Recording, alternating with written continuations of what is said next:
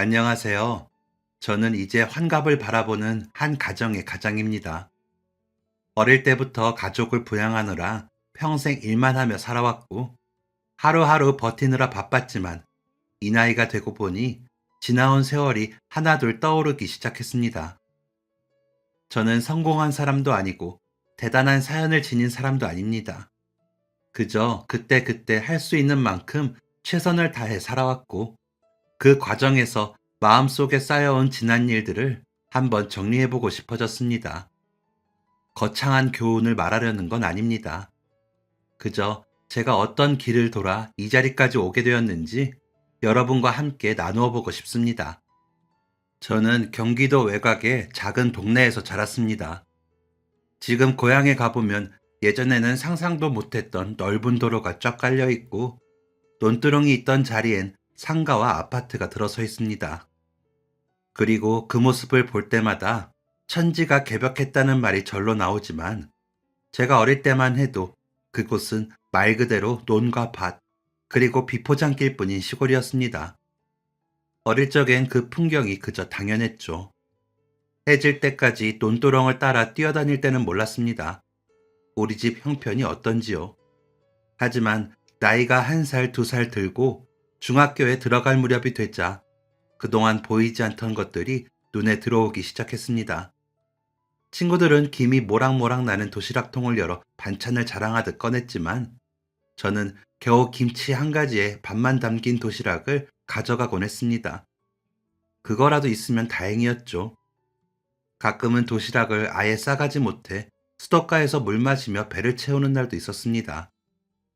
부모님은 정말 성실히 일하셨지만 형편은 좀처럼 나아질 기미가 없었습니다. 게다가 제 밑으로 동생이 둘이나 있었으니 돈 들어갈 날이 다가오면 엄마는 며칠 전부터 한숨부터 쉬곤 하셨습니다.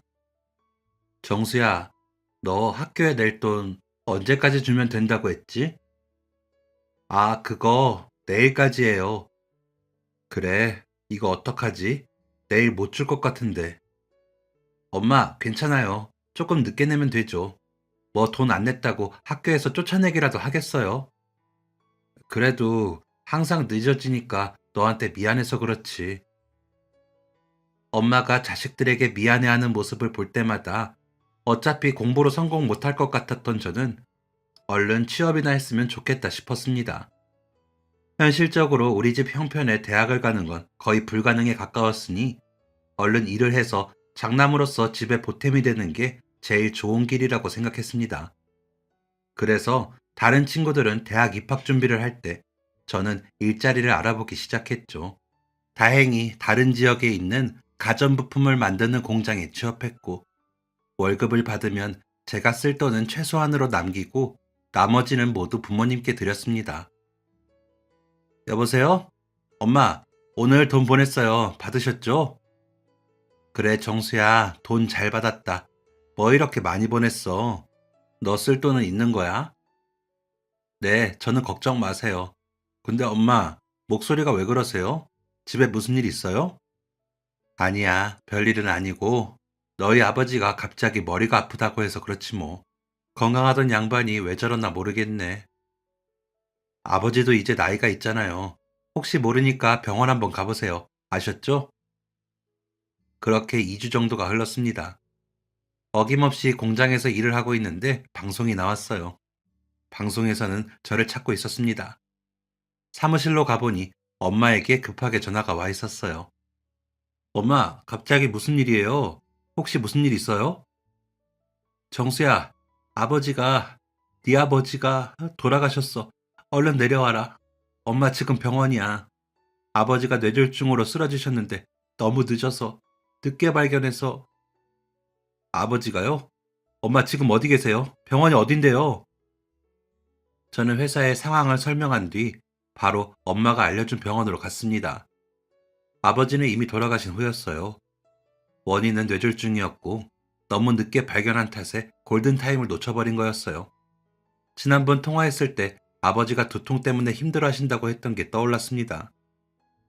엄마, 그때 병원 안 가보신 거예요? 제가, 제가 가보라고 했잖아요. 아무리 가자고 설득해도 두통으로 병원 가는 사람이 어딨냐면서 약 사다 먹으면 낫는다고 네 아버지가 꼼짝도 안 했어. 미련한 사람. 그때 병원만 갔었더라도 이런 일은 없었을 텐데. 정수야, 어떡하니? 우리 이제 어떡하니? 아버지는 엄마와 저희 세 남매만 남겨두고는 세상을 떠나셨습니다. 갑작스러웠지만 아버지가 돌아가신 뒤에는 제가 가장이 되어야만 했어요. 엄마는 몸이 약하셨고 두 동생은 아직 어렸으니까요. 저는 그때부터 더 악착같이 일했습니다. 평일에는 공장에서 일하며 돈을 더 준다고 하면 야간 근무도 마다하지 않았습니다. 다른 사람 대신해서 일을 해주는 날도 있었고 가끔은 건설 현장에 가서 막노동을 했고 번 돈은 전부 집으로 보냈습니다. 생활비에 동생들 학비까지 보내고 나면 빠듯했지만 부족한 건 제가 줄였으면 되는 일이었습니다. 그렇게 몇 년을 쉴 틈 없이 뛰다 보니 두 동생을 무사히 고등학교까지 졸업시킬 수 있었고 그 사실 하나가 제게는 무엇보다 큰 보람이었습니다. 그런데 마침내 숨 좀 돌리려던 때 엄마가 노환으로 돌아가셨습니다. 집안의 기둥은 순식간에 저 혼자가 되었고 두 동생을 챙겨야 할 보호자도 결국 저뿐이었습니다. 동생들은 제 앞에서는 아무렇지 않은 척했지만 속으로는 많이 불안해했습니다. 그래서 저는 더 억세게 두 동생을 어른으로 만들어야겠다는 마음으로 둘 다 사회에 잘 적응할 수 있도록 미루고 미루며 뒷바라지했습니다. 특히 막내 여동생은 성격이 여려서 걱정을 많이 했는데 이른 나이에 좋은 사람 만났고 제가 직접 결혼까지 무사히 보내던 날 세상에 그보다 홀가분한 순간이 없었습니다. 하지만 그 사이 세월은 빠르게 지나갔고 저는 어느새 결혼 정년기를 훌쩍 넘어버렸습니다. 일만 하고 있는 제게 공장 반장님이 안타까운 듯 말했습니다. 어이 정수, 자네는 만나는 사람도 없어? 맨날 그렇게 일만 하니까 사람 만날 시간도 없지. 반장님, 좋은 사람 소개나 시켜주고 그런 말을 하세요. 그래? 어디 보자. 내가 아는 여자가 누가 있더라. 아 참, 이번에 새로 운 경리 말이야. 그 여자는 어때? 나이도 비슷한 것 같고 정수 자네만 괜찮다고 하면 내가 중간에서 다리 놔줘볼게. 동료들은 새로운 격리와 저를 엮으려고 했습니다. 하지만 숫기가 없었던 저는 선뜻 다가가는 게 어려웠죠. 그리고 저는 현장에서 일하고 그분은 사무실에 있다 보니 마주칠 기회도 별로 없었습니다. 그러다가 공장에서 야유회를 가게 되었어요. 예전에는 회사를 다니다 보면 1년에 한 번씩 직원들의 친목 도모를 위해 소풍처럼 야유회를 가곤 했거든요. 저희 직원들도 그날을 기다리곤 했었죠. 몇 팀이 모여서 공장 근처에 있는 큰 저수지가 있는 공원으로 야유회를 갔습니다. 많은 사람들 속에는 동료들이 저와 엮어주려고 했던 그 격리 아가씨도 있었습니다. 그리고 반장님이 제게 그분을 소개시켜줬어요. 어이, 정수, 인사해. 이쪽이 내가 전에 말했던 김성희 격리. 둘이 나이도 비슷하고 애인도 없으니까 친하게 지내보라고. 어이, 반장님, 부담스럽게 왜 그러세요? 경리님도 불편해 하시잖아요.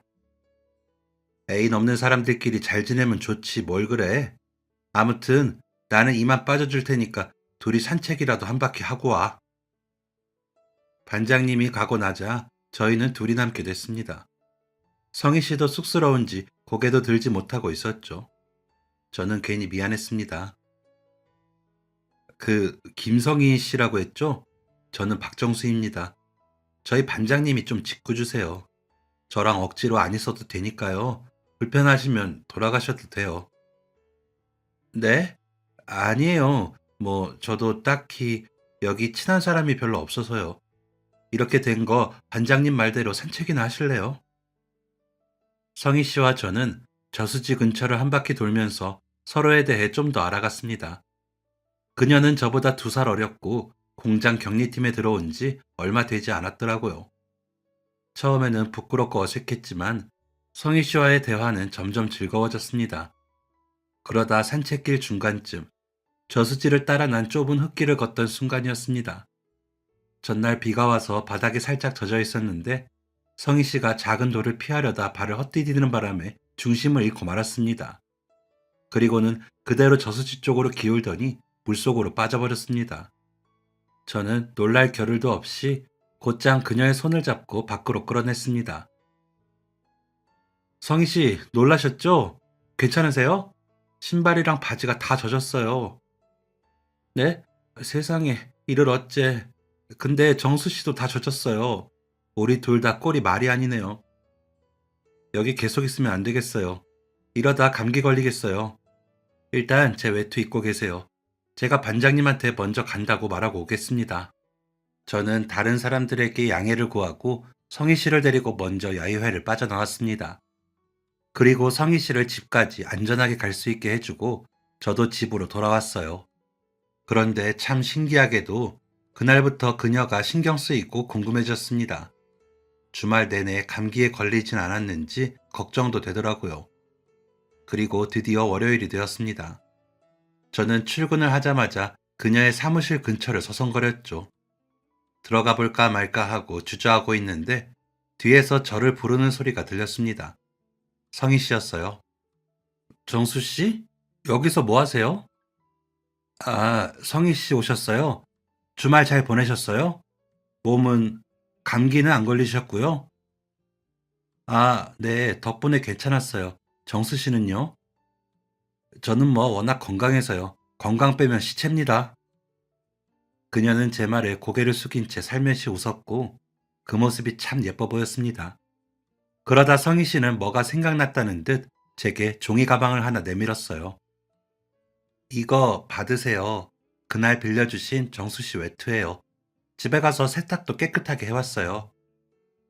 아, 그냥 말리기만 해서 주셔도 되는데. 네? 정수 씨, 가만 보면 되게 웃긴 사람 같아요. 정수 씨, 그날 저 구해주신 게 고마워서 그러는데 금요일 저녁에 같이 식사하실래요? 성희 씨의 뜻밖의 제안에 저는 당연히 좋다고 고개를 끄덕였습니다. 그리고 매일매일 설렘 속에서 금요일만 기다렸죠. 동료들도 계속 웃고 있는 저를 보면서 좋은 일이 있는 거냐고 궁금해할 정도였습니다. 그리고 드디어 약속한 금요일이 되었죠. 저희는 시내에 있는 경양식집에 가서 돈가스를 먹었고 누가 먼저랄 것도 없이 자연스럽게 연애를 시작했습니다. 성희 씨는 착하고 부지런한 사람이었고 저는 그녀를 놓치고 싶지 않았어요. 둘 사이가 깊어지면서 결혼도 하고 싶었죠. 하지만 제 사정이 어렵다 보니 선뜻 같이 살자는 말이 나오지 않았습니다. 그런데 어느 날 성희 씨가 먼저 묻더라고요. 정수 씨, 정수 씨는 왜 결혼 이야기를 안 꺼내요? 그래도 우리 만난 지 1년도 넘었는데. 성희 씨, 그게 아니라 당신도 내 사정 알잖아. 나는 부모님도 일찍 돌아가셨고 두 동생 뒷바라지 하다 보니까 모아둔 돈도 별로 없어서. 정수 씨, 나도 가진 거 별로 없기는 마찬가지예요. 준비될 때까지 기다리는 것보다는 둘이서 같이 시작해보는 게 훨씬 괜찮을 것 같지 않아요? 성희 씨, 고마워. 그리고 미안해. 그런 말도 먼저 하게 해서. 내가 이 나이 되도록 부족한 것 투성이지만 성희 씨가 나랑 결혼만 해준다면 앞으로는 행복할 수 있도록 최선을 다할게. 결혼을 약속하고 성희 씨의 집안 허락을 맡은 뒤 저희는 소박하게 결혼식을 올렸습니다. 사진도 한 장 찍어서 액자에 넣어두니 그제야 제게도 아내가 생긴 게 실감나더군요. 저는 매일 아침 일어나서 그 사진을 보면서 마음을 다잡았습니다. 결혼 전에 아내에게 약속했던 것처럼 행복한 가정을 꾸리기 위해서 하루하루 최선을 다했습니다. 아무래도 혼자 버는 것보다 둘이 버니까 돈도 금방 모였어요. 그리고 공장에서 일한 지 7년째 되던 해, 저는 승진도 했고 기술도 익혀나갔습니다. 아내는 첫째를 임신하면서 격리 일을 그만두었지만 그때쯤 저도 여유가 생겨서 돈을 버는 데는 무리가 없었습니다. 생활은 안정이 되었고 아들과 딸을 하나씩 낳았어요. 그 무렵 저는 그동안 공장에서 배운 기술로 제 사업을 해보고 싶은 마음이 생겼습니다. 여보, 애들도 커가고 내가 공장에서 언제까지 일할 수 있을지도 모르는데 나도 공장 하나 차려보고 싶어. 당신 생각은 어때? 공장이요? 당신이 한다고 하면 내가 뭐라고 할 수는 없지만 그래도 너무 급작스러운 거 아니에요? 당신 알아본 건 있죠? 당연하지. 몇 달 전부터 알아보고 다니긴 했었어. 퇴직금이랑 대출 좀 받아서 작은 공장 하나 구해서 시작해보면 될 것 같은데 내가 알아본 게 몇 개 있거든. 공장을 운영해보겠다고 마음먹고 제가 가장 먼저 한 건 인수할 만한 곳을 직접 발로 찾아다니는 일이었습니다.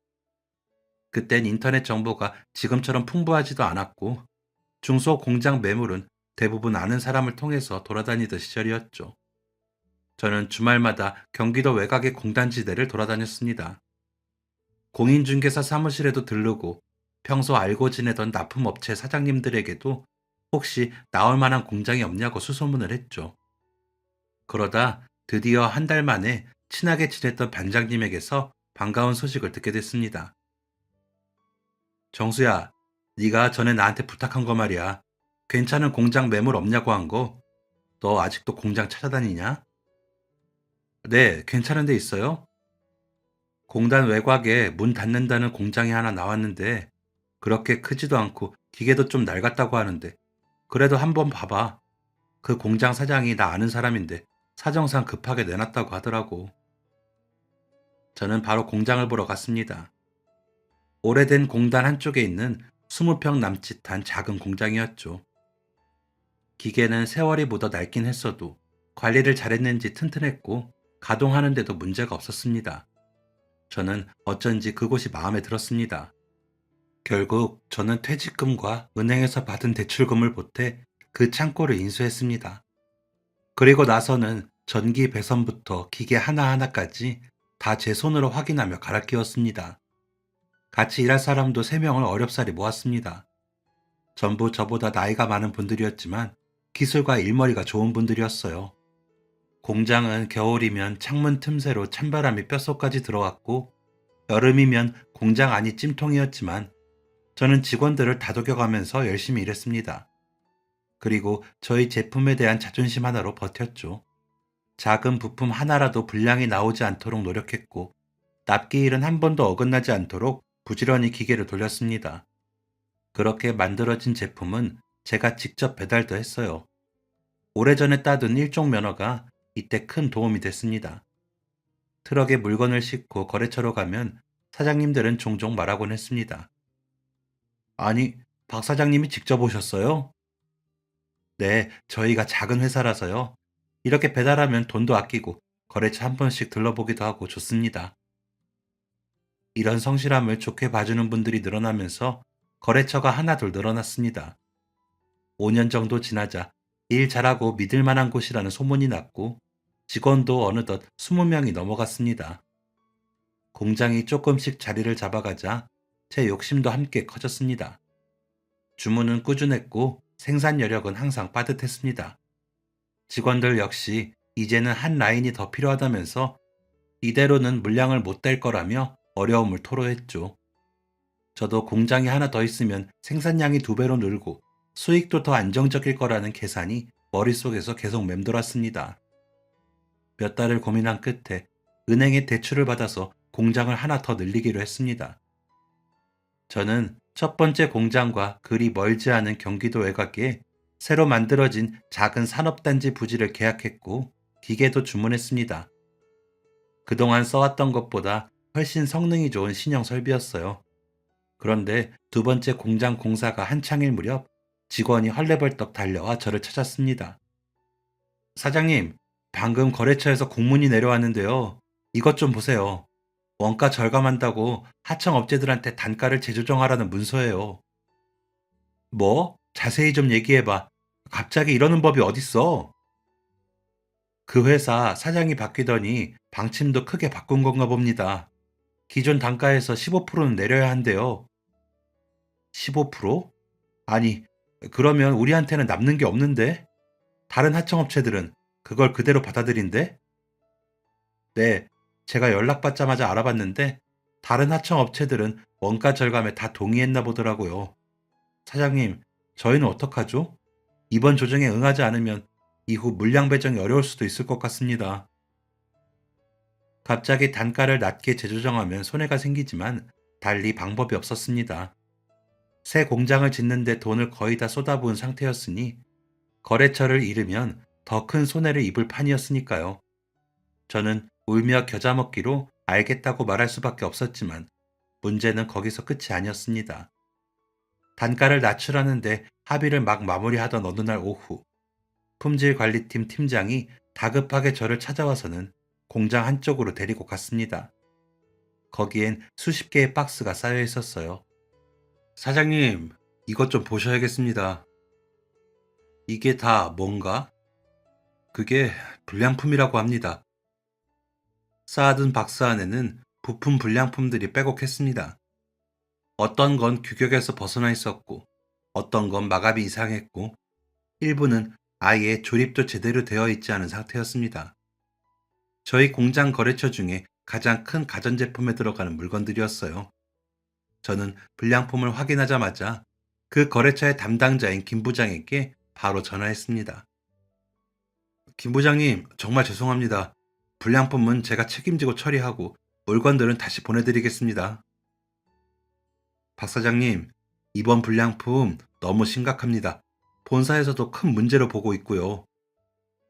김 부장님, 제가 며칠 날을 새는 한이 있더라도 금방 만들어서 다시 납품할 테니까 이번 건은 박 사장님, 어느 세월에 그 많은 물품을 다시 만듭니까? 이런 말까지는 안 하려고 했는데 원래 다른 곳으로 거래처 바꾸자는 거 제가 몇 번이나 말렸습니다. 그런데 이러시면 안 되죠. 저도 그 불량품 때문에 얼마나 난감한 상황인지 아십니까? 네? 정말 죄송합니다, 김 부장님. 부장님, 이렇게 저희 계약 파괴되면 저희 공장 식구들 다 길거리로 나앉습니다. 제발 저 한 번만 믿어주십시오. 제가 직접 찾아뵙고 말씀드리겠습니다. 박 사장님, 제가 어떻게 할 수 있는 일이 아니에요. 이 일 때문에 본사에서 내일 공장으로 내려온다고 했으니까 박 사장님이 직접 오셔서 설명드려 보세요. 제가 해드릴 수 있는 건 거기까지입니다. 아침 8시까지는 오셔야 합니다. 김 부장님, 정말 감사합니다. 절대 안 늦겠습니다. 감사합니다. 그날 밤, 저는 단 한숨도 자지 못했습니다. 머릿속에서는 불안과 걱정이 꼬리에 꼬리를 물었죠. 이대로 뭐 하나 제대로 수습하지 못하면 직원들 월급이며 대출금을 갚지 못해 공장은 망할 수도 있는 상황이었습니다. 저는 밤을 꼬박 새웠고 날이 밝기도 전에 새벽부터 일어나 나갈 준비를 했어요. 제가 움직이는 소리에 아내도 잠에서 깼습니다. 여보, 날도 안 밝았는데 벌써 나가려고요? 응, 급히 거래처 직원을 만나봐야 할 것 같아서. 나 때문에 깼나 보네. 더 자. 여보, 아직 어두운데 운전 조심하고 일 잘 해결하고 와요. 내가 도와줄 거 있으면 말하고요. 그래, 알았어. 걱정 마. 잘 해결하고 올게. 저는 필요한 것들을 챙겨 트럭에 올랐습니다. 시동을 걸며 이 일을 해결 못하면 정말 끝이라고 무슨 수를 써서라도 계약 파기만은 막아야 한다고 다짐했습니다. 거래처 담당자를 만나기 위해 어둠이 채 가시지 않은 도로를 달렸습니다. 한겨울 끝자락의 새벽은 유난히 길었고 외곽 도로에는 가로등조차 듬성듬성해서 운전하는 게 여간 힘든 게 아니었습니다. 그래도 오늘만 잘 넘겨서 어떻게든 기회를 잡을 거라 중얼거리며 운전하던 그때였습니다. 검은 도로 한편에서 누군가 손을 크게 흔들며 지나가는 차에게 도움을 청하고 있었습니다. 하지만 차들은 그 옆을 쌩하고 지나가기 바빴죠. 저도 생사의 기로에 설 정도로 중요한 일이 있으니 못 본 척 지나칠까 했지만 멀리서도 느껴지는 간절함에 차마 그럴 수가 없었어요. 그래서 천천히 속도를 줄이고 차를 갓길에 세웠습니다. 그러자 그 남자가 제 쪽으로 뛰어왔어요. 선생님, 제발 좀 도와주세요. 저기, 무슨 일이에요? 사고가 난 겁니까? 도와드릴 테니까 천천히 침착하게 말씀해 보세요. 그게 차를 타고 가다가 제가 실수를 해서, 그래서 아내가 정신을 잃었어요. 어디서 사고가 난 겁니까? 같이 가보시죠. 사고 때문에 많이 놀란 탓인지 남자는 제대로 말을 잇지도 못할 정도로 다급했고 저는 차에서 내려 사고 현장을 직접 확인했습니다. 남자의 다리는 떨렸고 이마엔 피와 흙이 뒤섞여 있었습니다. 본인도 꽤 다친 듯 했지만 그 사실을 인지 못하고 있는 모습이었죠. 그를 따라가 보니 남자가 탔던 자동차는 도로 옆 배수로로 반쯤 처박힌 상태였습니다. 앞쪽 범퍼는 심하게 찌그러졌고 조수석 문은 충격 때문에 안쪽으로 말려 들어가 있었습니다. 남자는 차 안에 있는 아내에게 외쳤습니다. 여보, 좀만 버텨. 저기 선생님, 제 아내가 임신 중이라서요. 네? 임신이요? 아니, 그걸 왜 지금 말합니까? 119에 신고는 했어요? 사고 날 때 핸드폰이 날아갔나 봐요. 아무리 찾아봐도 보이질 않아서. 이러고 있을 때가 아니에요. 내가 바로 신고하겠습니다. 저는 망설임 없이 휴대폰을 꺼내 119에 신고했습니다. 그리고 차에서 챙겨온 손전등을 들어 사고 차량 내부를 비추며 혹시나 추가 위험이 없는지 확인했습니다. 그리고는 운전자에게 계속 말을 걸며 정신을 붙잡아 줬습니다. 이럴수록 집안 가장이 정신을 똑바로 챙기고 있어야 합니다. 곧 구급대 올 거예요. 걱정 마세요. 제가, 제가 운전만 조심했어도 아내가 지금 아기까지 있는데 지금은 그 생각 마세요. 일단 안전하게 병원으로 가는 게 먼저입니다. 아내분도 조금만 더 버티세요. 마침내 사이렌 소리가 멀리서 들려왔고 저는 깊게 안도의 숨을 내쉬었습니다.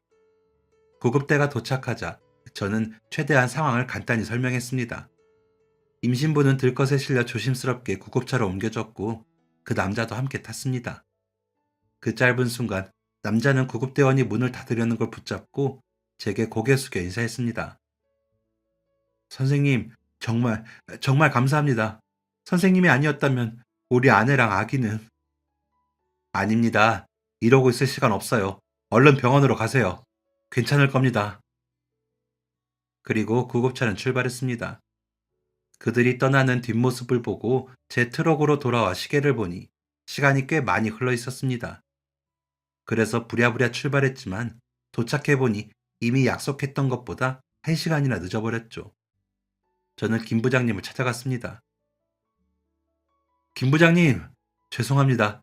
제가 새벽에 운전해서 오다가 사고 난 사람을 도와주는 바람에 늦었습니다. 정말 죄송합니다. 박 사장님, 제가 어제 전화로 말씀드리지 않았습니까? 약속 시간에 늦지 말라고요. 이미 다 끝났습니다. 오늘 사장님도 같이 오셨었어요. 근데 사장님이 약속 시간 하나 지키지 못한 사람이랑 더는 거래할 수 없다고 계약 파기하랍니다. 불량품 때문에 납기 기한 못 맞춘 것도 전부 다 보상하라고 하시네요. 아, 네? 부장님, 제발 다른 방법 없겠습니까? 제가 뭐든 다 하겠습니다. 제발 계약 파기만은 한 번만 고려해 주시면 안 될까요? 박 사장님, 죄송합니다. 이미 늦었어요. 저는 바빠서 이만. 저는 그대로 그 자리에 주저앉았습니다. 아무리 해도 이미 틀어진 일을 돌릴 수 없다는 걸 실감했습니다.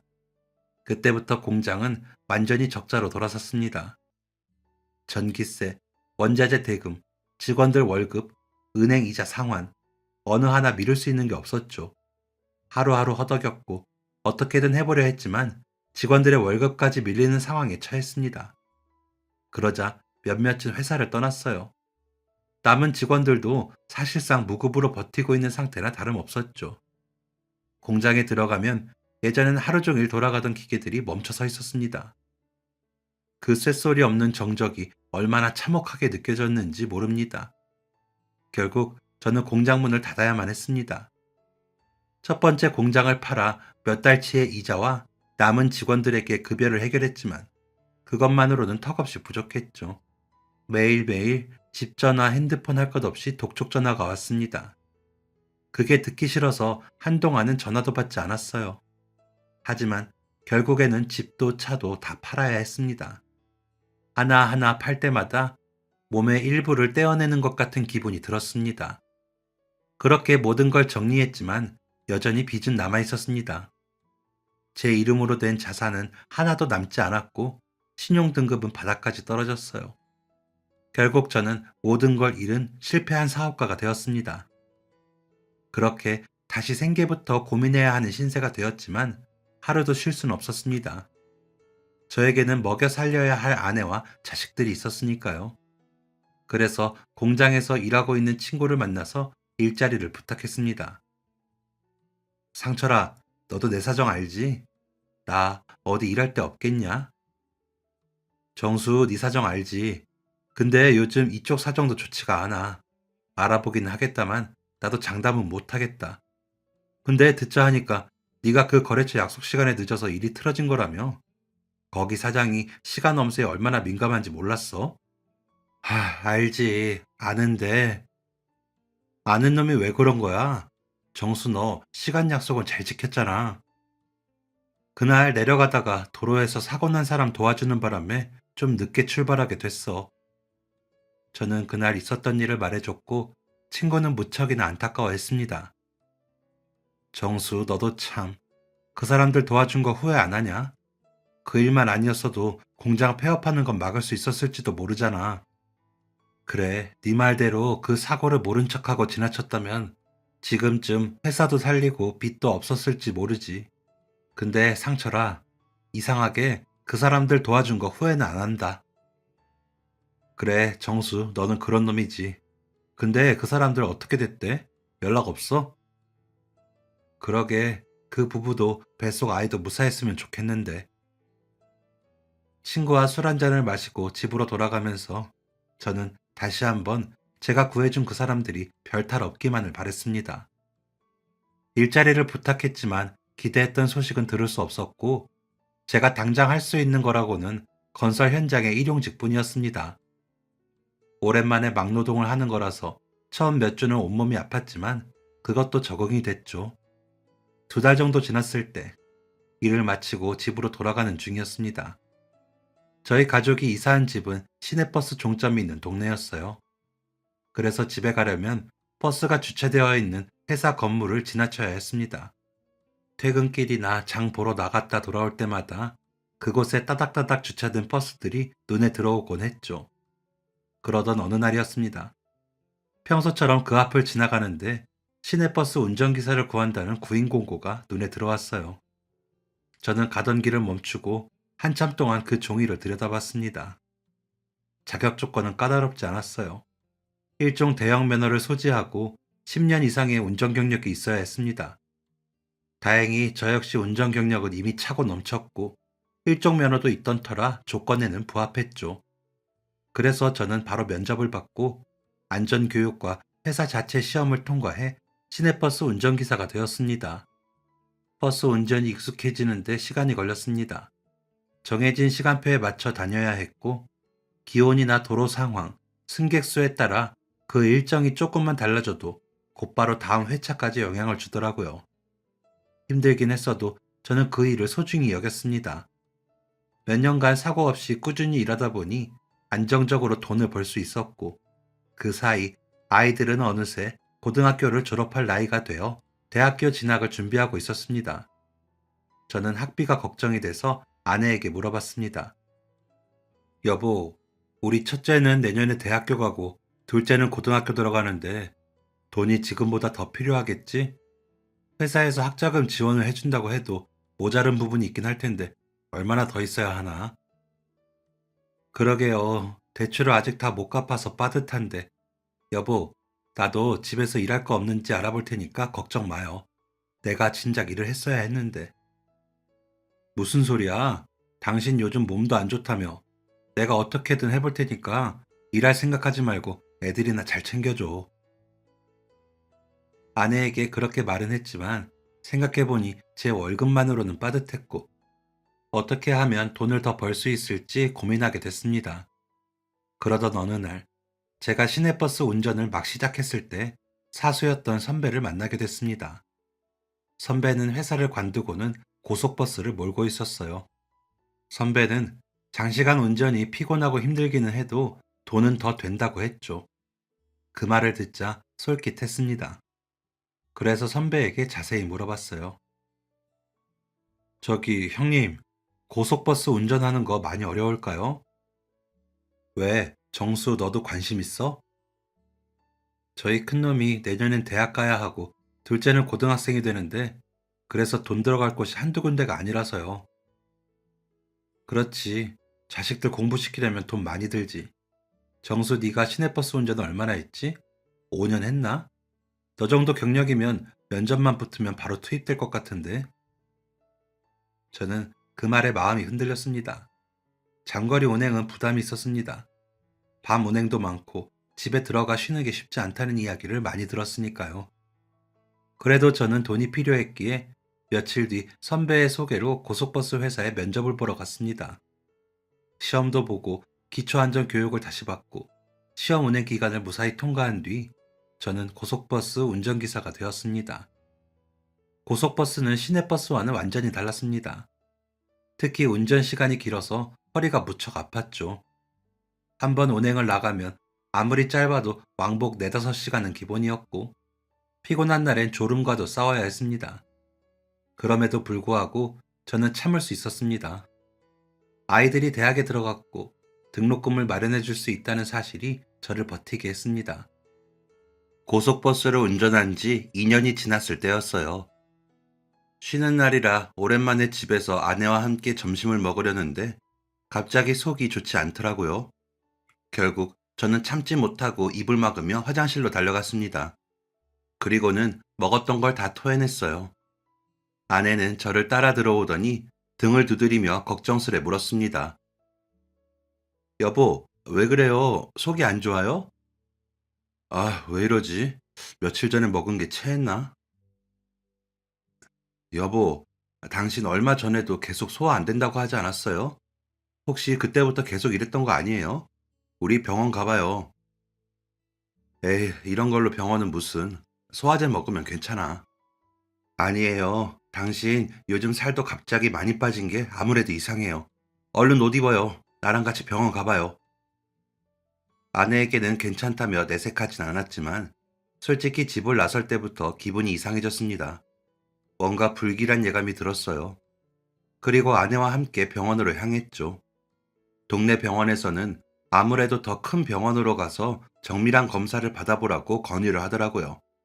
결국 저는 더 큰 병원으로 가서 검사를 받았고 며칠 뒤 위암이라는 진단을 받았습니다. 위암이라는 사실을 알게 된 건 충격이었지만 사실 제게는 그것보다 더 큰 걱정이 생겼습니다. 그건 바로 저희 가족의 생계였습니다. 걱정 말고 수술과 치료를 잘 받으면 다시 건강해질 수 있다고 말하는 의사에게 물어봤습니다.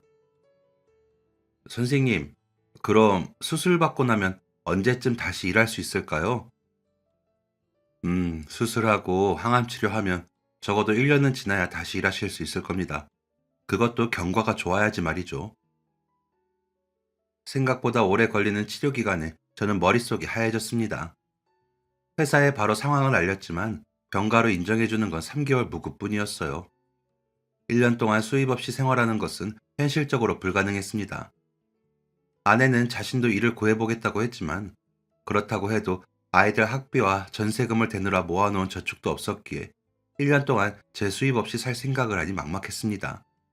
실업급여를 알아보려 고용보험에도 물어봤지만 스스로 사직한 경우에는 지원이 되지 않는다는 답변뿐이었습니다.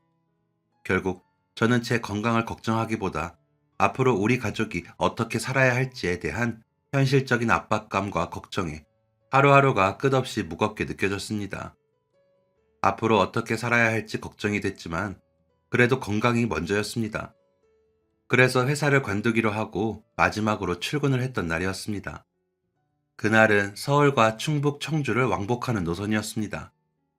서울에서 내려간 뒤 다시 청주에서 서울로 돌아가려고 터미널에서 승객들이 모두 탑승할 때까지 버스 안에서 기다리고 있었죠. 그런데 그때 한 할머니가 어린 손자와 함께 버스에 올랐습니다. 어르신, 버스 곧 출발하니까요. 자리에 앉아주세요. 서 계시면 위험합니다. 아이고, 기사 양반. 미안한데 우리 손주 좀 부탁해도 될까? 네? 이 꼬마를요? 어르신이 같이 가시는 거 아니세요? 그게 내가 멀미를 심하게 해서 차를 오래 못 타. 진천에서 여기 충북터미널 오는 것도 어렵게 왔다니까. 원래는 애 아빠가 데리러 왔어야 했는데 회사에 급한 일이 생겨서 못 오게 됐거든. 애가 7살인데 얌전해서 별 탈은 없을 거야. 늙은이 부탁 좀 들어주면 안 될까? 그건 어려운 건 아닌데, 근데 서울에 가면요? 누가 나와 있어요? 그럼 우리 아들이 나와 있기로 했어. 그러니까 부탁 좀 함세 기사 양반. 고마워. 정말 고마워. 저는 고개를 끄덕이며 웃었습니다. 어려운 일도 아니고 걱정하실 필요도 없다며 할머니에게 말한 뒤 그 아이를 바로 제 뒷자리에 앉혔어요.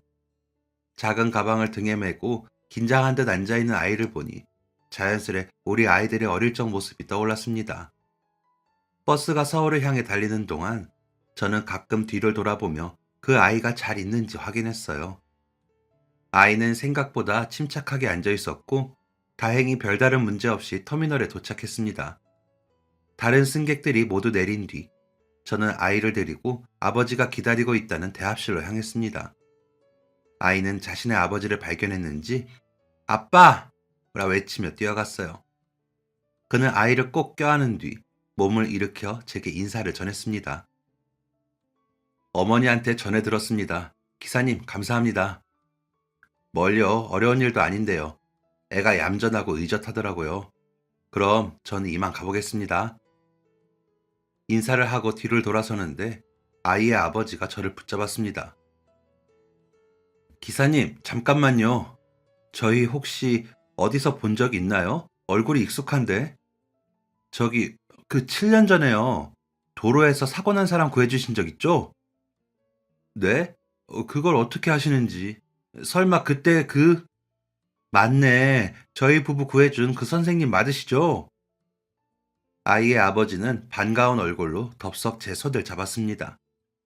그는 몇 년 전 제가 도로에서 도와줬던 바로 그 남자였습니다. 저는 잠시 말을 잇지 못했습니다. 그때의 기억이 물밀듯 되살아났죠. 남자는 말을 이어갔습니다. 그때는 정말 경황이 없었습니다. 구급차 타고 나서도 아내랑 아내 뱃속의 아이가 잘못될까봐 그 걱정뿐이었거든요. 그날 선생님이 도와줘서 저희 가족이 다 무사할 수 있었어요. 정말 감사했습니다, 선생님. 아닙니다. 그럼 그때 그 아이가 혹시? 네, 이 아이 맞아요.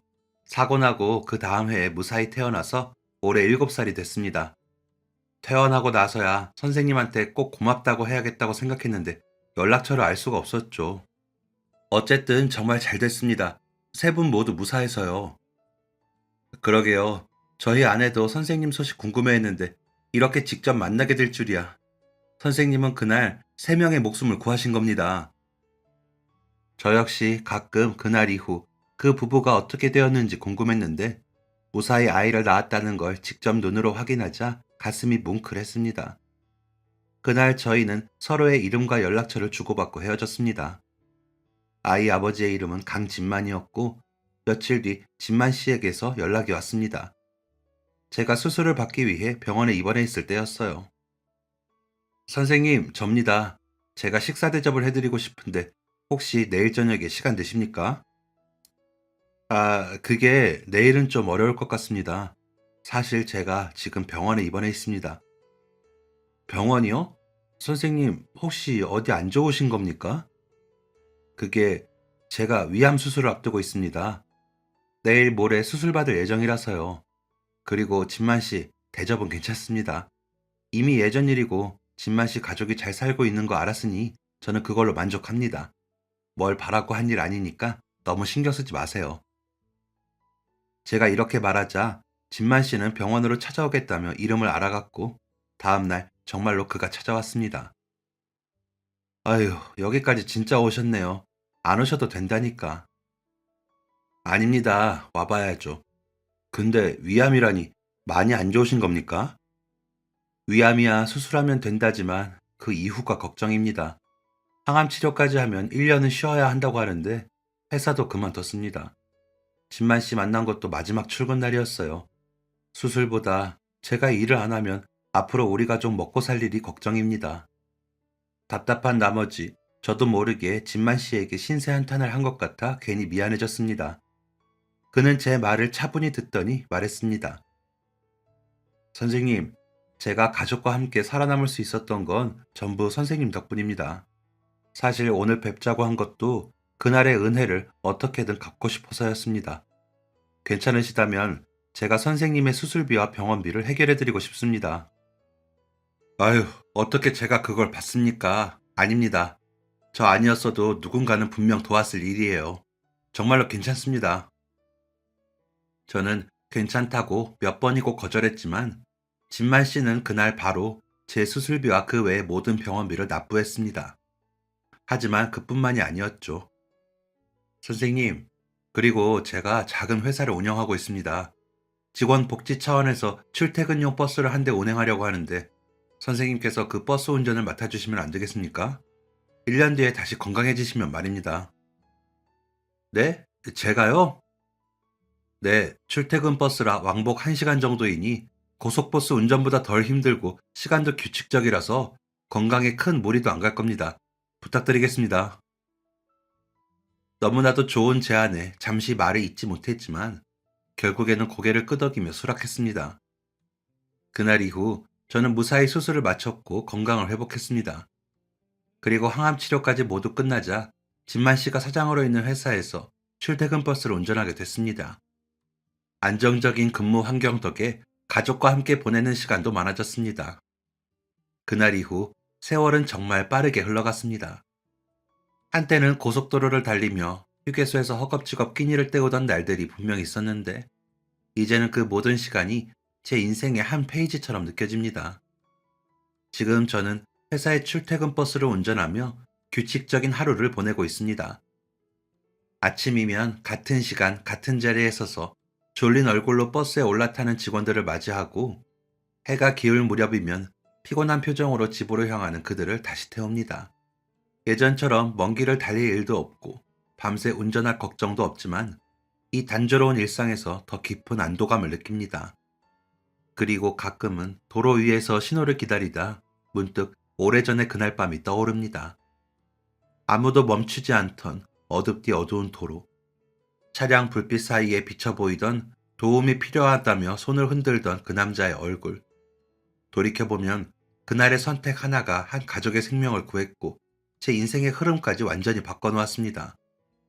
그 일로 새로운 인연이 만들어졌고 저희 가족의 생계 또한 지킬 수 있었습니다.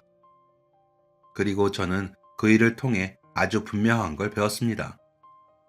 누군가의 손을 잡아주는 일, 잠깐 멈춰서는 일처럼 사소해 보이는 행동이 어떤 사람에게는 삶을 바꾸는 계기가 될 수 있다는 것 말입니다.